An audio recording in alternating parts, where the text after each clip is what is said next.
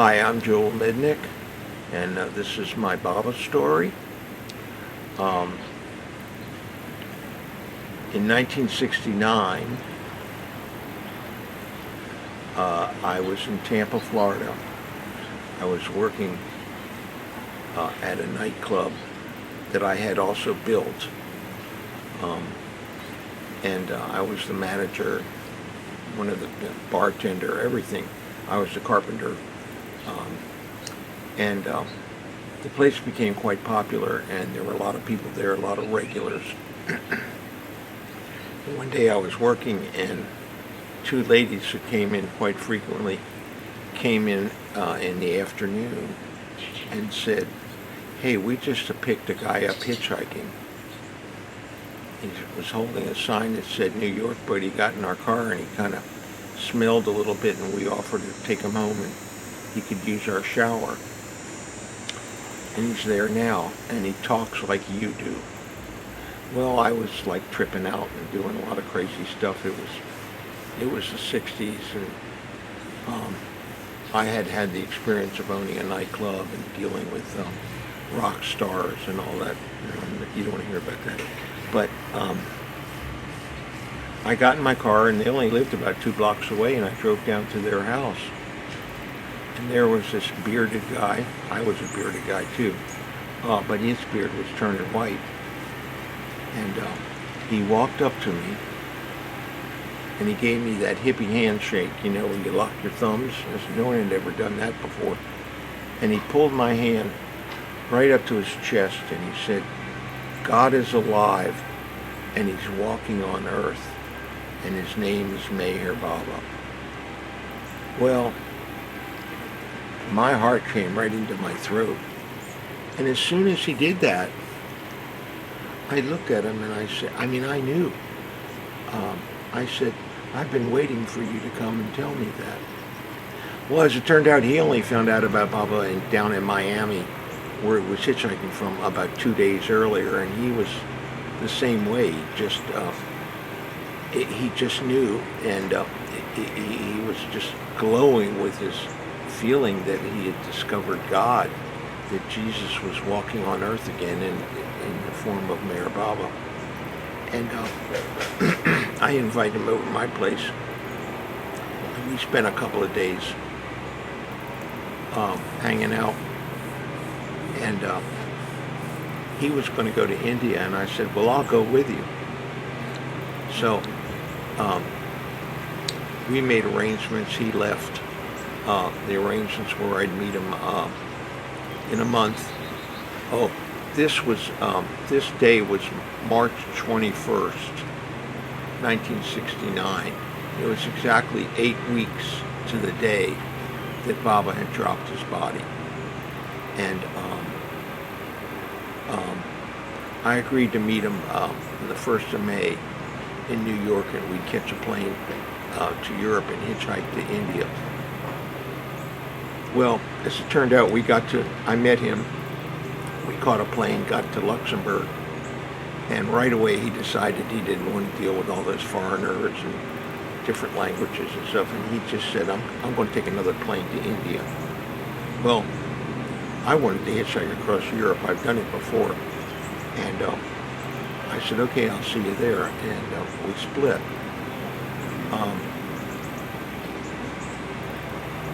I started hitchhiking, and I went through Germany and Italy and Greece and then Turkey. And I was having experiences on that trip. It wasn't like I was in Turkey yesterday and tomorrow I'm going to be in Iran. I'd spent like a week in places, and I was really enjoying myself. And I only had $400. So I was like sleeping in parks, and I had a sleeping bag. And, I was eating apples and sardines and tins, and buying loaves of bread, just getting along very economically so that I could to India. So I went across Turkey, and I hitchhiked, and I stayed in a youth hostel, and there was a Pakistani in there that said he would take me to Pakistan for $17, and that was a good deal. So I gave him the money, and away we went. And he had a 1960 Morris bus, and he picked up 4 other people, two guys from the Netherlands that were best friends, and the same age as me, and an Irish guy that was kind of sickly. And that bus of his managed to break down every single day in the weirdest places, and he'd say, "Hey, you boys go off and have an adventure and be back in 4 hours." And so we go, well, there's a path, I wonder where that goes, and we just go up there. And one of the Dutch guys was like 6'4". So as soon as the young Turks saw him, they all wanted to, let's have a boxing match. We had to be careful of that because they wanted to kill you too. In that, in order to win, not because they didn't like you or anything. And so all of a sudden we go up over a hill and follow a path, and the next thing you know, we're in a small village. And like, here's 3 foreigners, wearing jeans and had long hair and wearing bell bottoms. And, all of a sudden we're right there in their village, and nobody knew what to do about it. I mean, where did these guys come from? And what are they doing here? We're in the middle of nowhere. And people would invite you into their houses, and they make coffee and give you cigarettes and give you little pieces of chocolate. And there was children everywhere. And the men would squat down and just go, grab your bell bottoms and go, like, what are you, And they say, I'm Turk, what are you, And I go, oh, American, all American, and, and there was the 2 Dutch guys. The guy from Ireland always stayed at the truck because he wasn't feeling good all the time. And he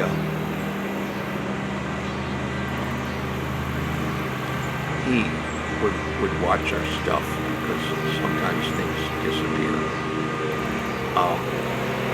And then when this happened about 4 or 5 times, we had these adventures. And one time we did accept the challenge of the fight, and it got out of hand. We had to stop it. No. Because these guys, that's how we learned no more fighting, because they wanted to challenge that 6'4" guy really bad. And also those guys, this was 1969, and they had nothing nice to say about Germans. It kind of blew my mind because these guys were best friends since childhood, and the tall guy was probably about 8 inches taller than the short guy.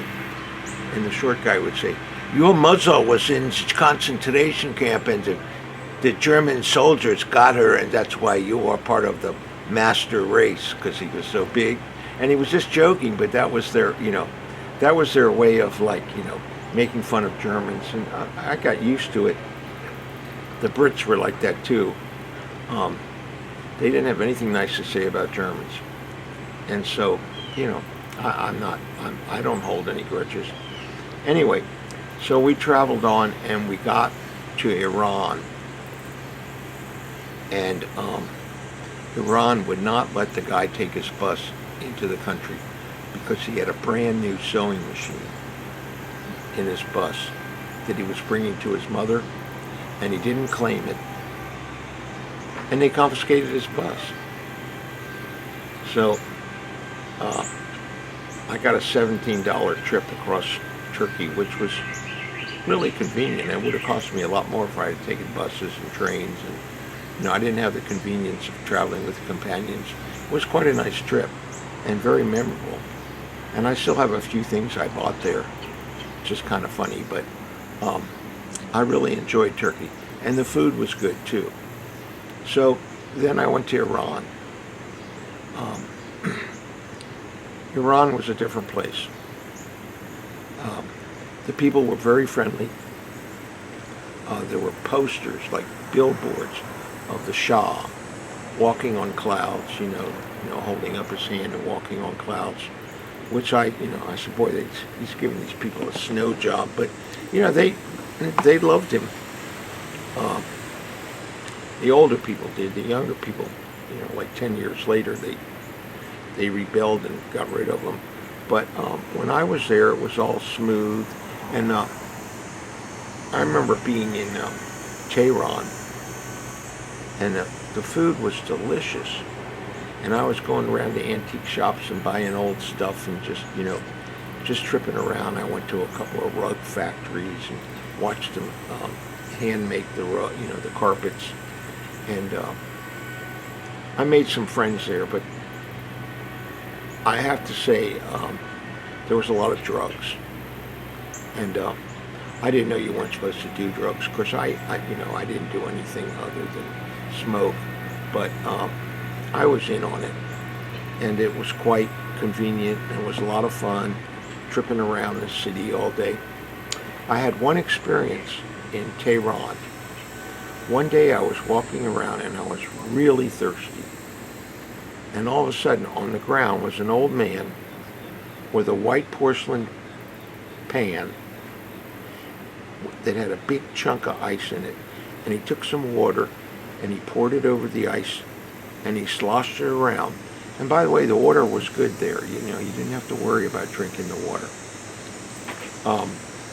Poured it into a glass and gave it to me. And I thanked him and I said, how much? And he wouldn't take any money. And I thought that was kind of sweet.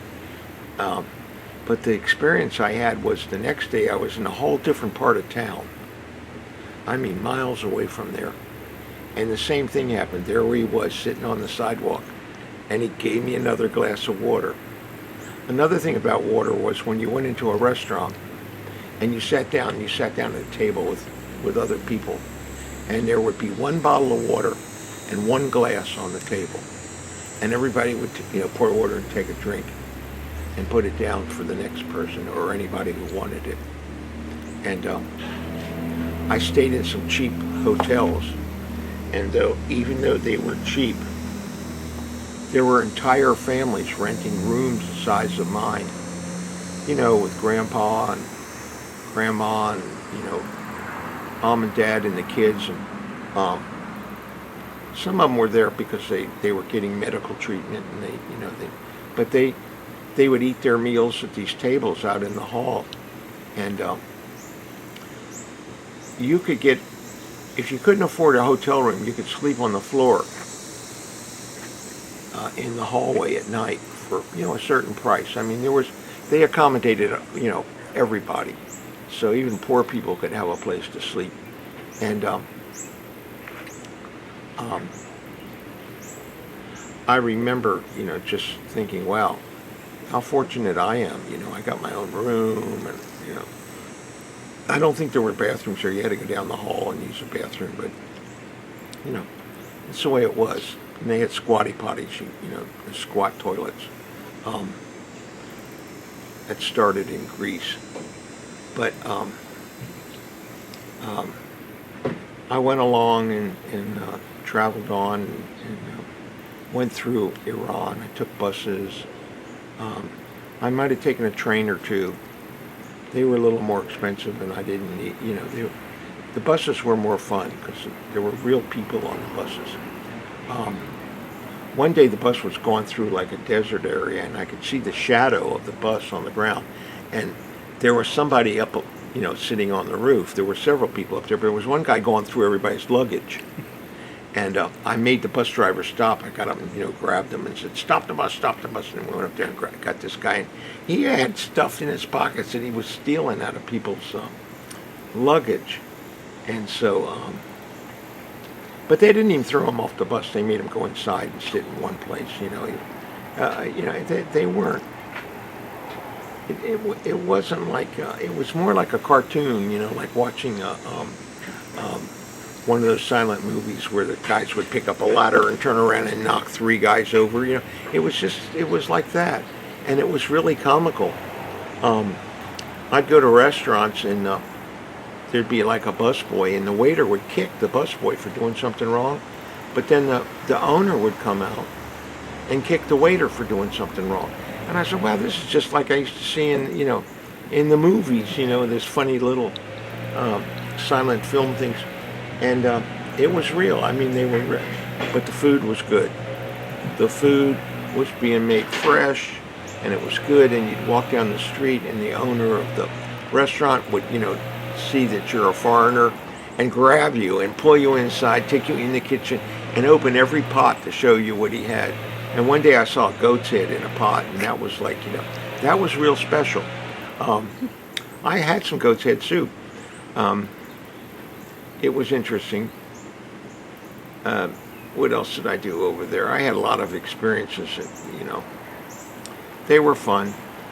People would practice their English on me, and the young people would come up, and I actually went and visited some young people and went to their home and had dinner with them, and we'd sit down on the carpet. They were all praying too. They'd do their prayers, which I didn't do because I wasn't a Muslim. But I don't know what they thought of that. Like we got this foreigner here, but he's an infidel. Had to be careful of stuff like that because you never know. Some people are prejudiced and they're bigots, and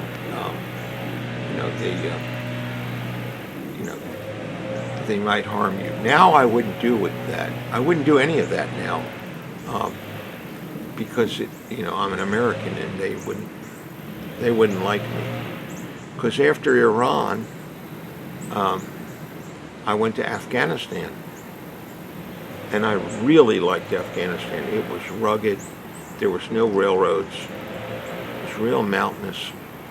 I mean, and by the way, everybody was wearing turbans at the time, and it wasn't like they had this nice turbans you see in India, when you see guys all dressed up. They just had their head wrapped in cloth, and they'd always be scratching their heads, and the cloth would fall off, and then they'd use it to wipe their nose and stuff. But I use my lungi. I wear lungis a lot, and I use my lungi sometimes to wipe my nose too. I mean, I don't blow my nose on it, but sometimes I'm a little runny, and that's what they're for. And it was fun. It just was fun. Afghanistan was strange. I go to chai houses. You get a cup of chai, and there'd be a guy in there chopping up big chunks of sugar. They'd have sugar in big lumps, and they'd break it up and they'd put it on the table, and the guys would pick up the sugar and suck their tea through it, their chai, and it wasn't like milky chai, it was just tea, and they all had rotten teeth. I noticed that right away. They were all of them. They just took that sugar and just that was what they did. And I stayed in hotels, cheap hotels. It was, I hadn't thought about it. I should have thought about all that stuff before I decided to tell my story. But they were rugged. They were really rugged, and no one had conquered Afghanistan, and no one has conquered Afghanistan. They kicked us out. They kicked the Russians out. They kicked the British out. They're rugged. And they all had a pierced ear, too. They all had their ear pierced. And, rotten teeth, big turban, not real big turban, but turbans, and they, and I used to get high with those because I smoked hashish, and, I'd be in this room with all these turbaned guys with flowy clothes, and I go, wow, man, this is like a story, I'm living it. So I went to Afghanistan, traveled very slowly through Afghanistan. There wasn't a whole lot to see, except it was nice. It was all rugged, and and the countryside was really nice, and there was a lot of sheep, and the food was good, and the people were very, very nice. And so then I went to Pakistan next, and I got really moved by Pakistan because the women were dressed in saris, and it was really Indian. The men were getting darker. I mean, the people themselves, their skin was getting darker, and they were almost a different race of people. And I went through the Khyber Pass, which is a mountain pass between Iran and Afghanistan. And I remember reading about it when I was a kid. They had all these fights and stuff, and they were always fighting over in the Khyber Pass. When I got to Pakistan, it was different because I had a friend whose parents lived there. They were with the United States Information Service, and they had an American home with air conditioning and servants running around, and it was a brick house, and they had steak for dinner and stuff like that. And so I went to visit them because their son had worked in my nightclub, and I called him up, and his mother said, "Oh yeah, please come over. I'm so happy.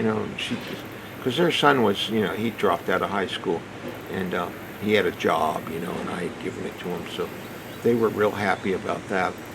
And we're still friends. I spoke to him recently, and so I stayed with him for a while, and he'd left me a big chunk of hash. And so I was smoking it a lot. Like I said, I didn't know you weren't supposed to do drugs. When I found out about Baba, I just went to India. I didn't check up. I read one book, and it was by Ivy Deuce, and it was called What Am I Doing Here? And by the way, Ivy Deuce lived in my neighborhood when I was growing up. I used to ride my bike by her house. She lived right near my elementary school, and I questioned Andy Muir one time about Baba being there, and did he stay there, and it was like walking distance from my house, and I walked to school every day, and she lived right 2 blocks away from my elementary school, and the National Cathedral was right there. It was right there. Across the street from her house, and that was in Washington, D.C. I didn't know all that stuff at the time, but people have turned me onto it. The house is gone now because there was a kidnapping and murder in that house in the 90s, and they set fire to it. It was it had some bad vibes in it, but anyway.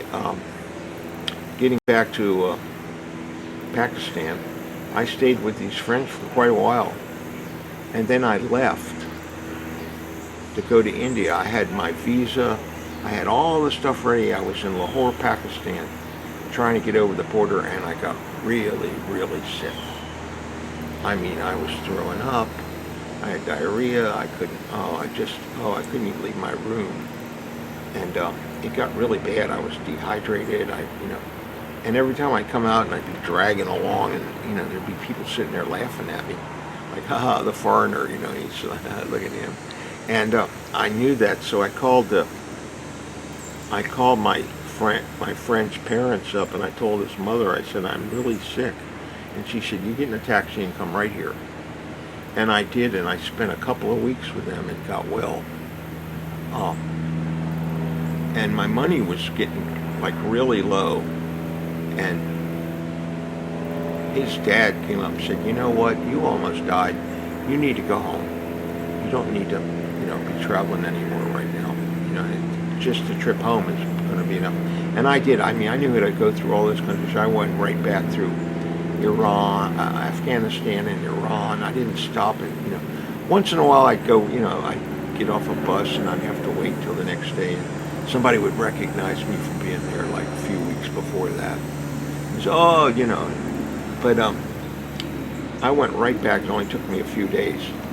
And I got to Europe, I was feeling a lot better.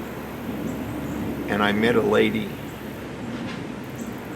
who had met a guy, and she was going to live with him, and she had a return home ticket on a private.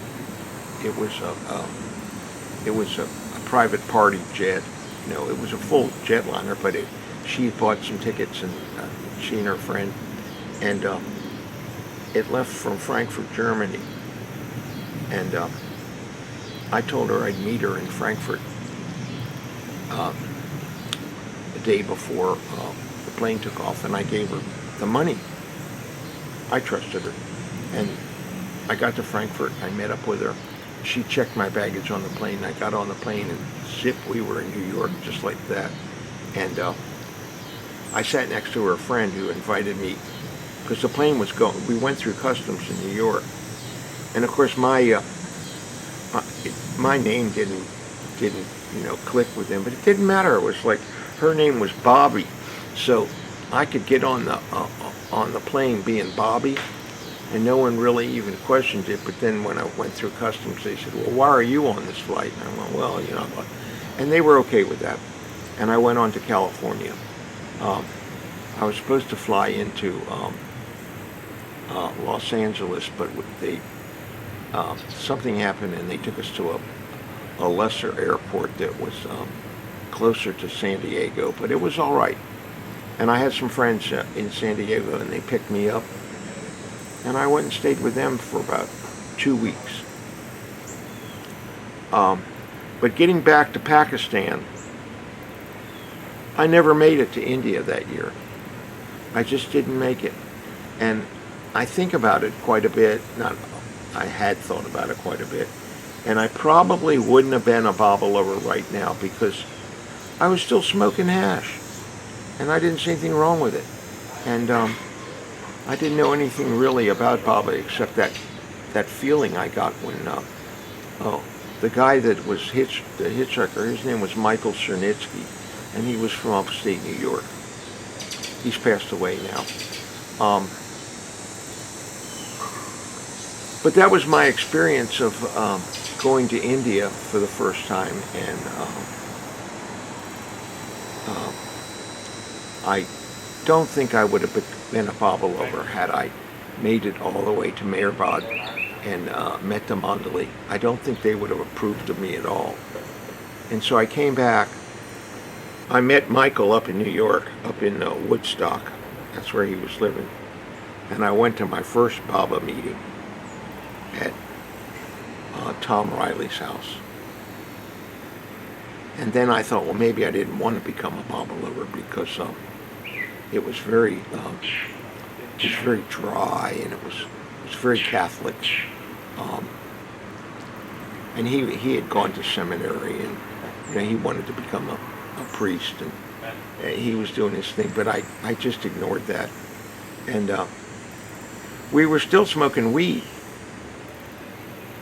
I mean, I still hadn't got the message yet. And then I left and went back to Tampa, Florida, where I lived for the previous dozen years. And that's where the nightclub was that the girls came to. And I went down there for the winter, because it was getting cold, and it was already October, and it was getting cold in New York. And I might add that I met another friend of mine in San Diego, and we hitchhiked back to Washington.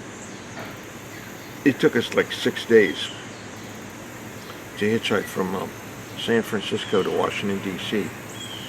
Back in those days, you could just stick your thumb out. Within a couple minutes, somebody give you a ride. I mean, some other hippies would come along and just stop and, take you wherever as far as they could. And anyway, I went back down to Tampa, and I met my wife, Judy, and she's the mother of the 3 boys we have. We got divorced, but that's another deal. And on my way down to Tampa, I had a little car. I stopped in Myrtle Beach. Okay? Um, at that time, I had quit smoking weed. I got the message, and I stopped smoking. So I went to Myrtle Beach. I got there around 6 in the morning. I found the Baba Center, parked my car on the grass outside the gate, and climbed the gate and went inside. Walked all the way down to the boathouse, and there wasn't anybody there. I walked around the cabins. No one was there. And I said, well, I guess they're closed down for the winter or something. I don't know. No one's here. And I left. But then I came back in December on my way up to Washington to spend Christmas in Washington, D.C. And I stopped in the center again, and Kitty was there. And I told her, I said, I was here. She said, no, that's impossible. We never go. She said, when was it? And I said, it was Halloween Day. I remember it was December 31st. And she said, you know what? We did close down. We were having an extermination. Exterminators come in, and no one was there. So I got my first introduction to the Baba Center with no one, just on my own. And then started going to the center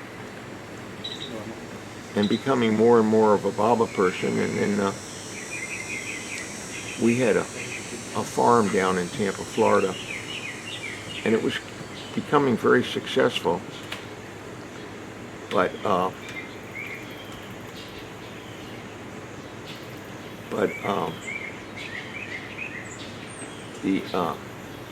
the state came up one day in social services and wanted to know why the kids weren't in school.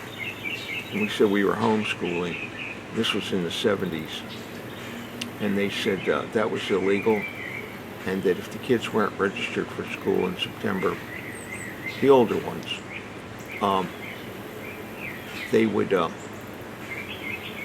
take the kids away and charge us for being unfit parents, and they would take the babies too.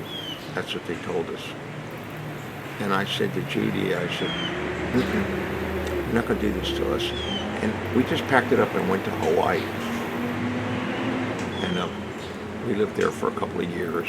And then from Hawaii, we got divorced there, but from Hawaii, I came back with the boys and raised them here in Myrtle Beach.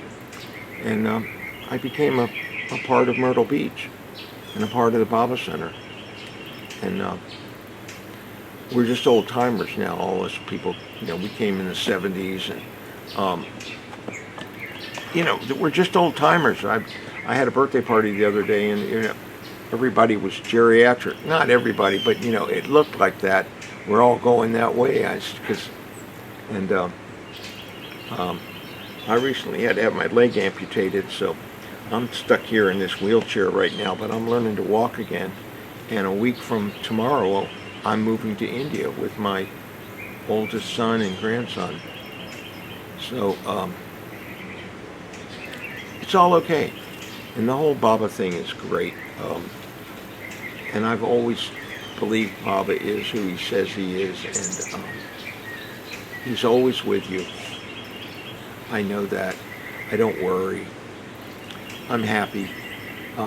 What more can you want? I mean, it's so simple. He says, don't worry, be happy. I mean, come on. That's, when people come to me with worries, I go, come on, for what? You'll forget about that in a few weeks anyway. It's not even, don't even carry it. Don't take it to bed with you tonight. It's not worth it. Leave it up. Just send it out. And so, I'll be walking again soon. I just had my leg amputated from a infection that there's nothing I can do about it. And I'm going to get a prosthesis and do all that. And Baba's right there when he says, I'm as close to you as your own breath. Come on. If you really are a Baba lover and you believe all that, then you got to do what he says. And I don't always do it. He says, I ain't perfect, don't get me wrong, but I'm aware of, that I'm trying, and I know he's aware of it too. And, he says, don't worry, be happy, I'll help you. And he does. I could say a lot more. There's a lot more to the stories of my travels and stuff, but it's not necessary. It's about me. It's not about my, it was part of my trip to going to India, but it's, we all have stories. We don't need to hear them. Anyway, thanks for listening. Jai Baba.